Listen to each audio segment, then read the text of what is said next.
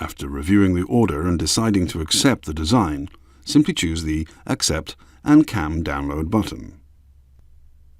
The manufacturing files will be downloaded to the designated folder for all the downloads.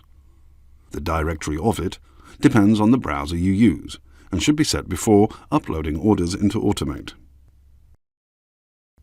How do you save downloaded files to the manufacturing directory of Dental System? The first way is to open Dental System Control Panel, and in the System Settings section, choose System Settings menu to search for the path for the manufacturing output directory is currently defined as. You can now copy the directory. Open the File Explorer folder and paste the path you just copied. Usually, when you hit the F7 command, the designed file goes straight to the manufacturing directory. To do it more manually, right-click the designed order and from the Advanced menu choose Explore CAM. The new folder with the file directory will open.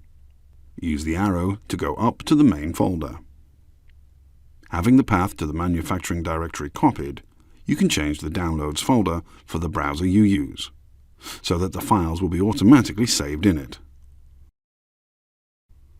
To do so, go to the browser settings. In our example, we use the Chrome browser.